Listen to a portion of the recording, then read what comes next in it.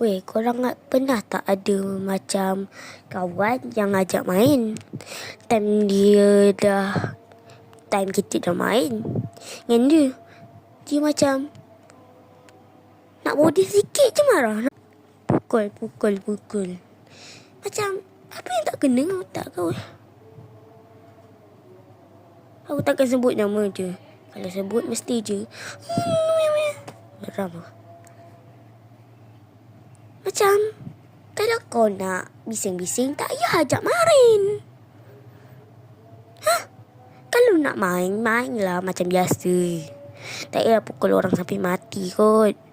Alah, memang tak mati pun. Ingat tak sakit pun tu. Haiya.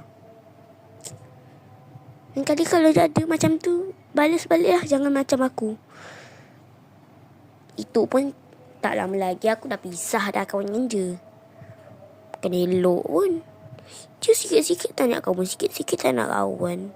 Kalau kau jumpa video ni, tengok lah.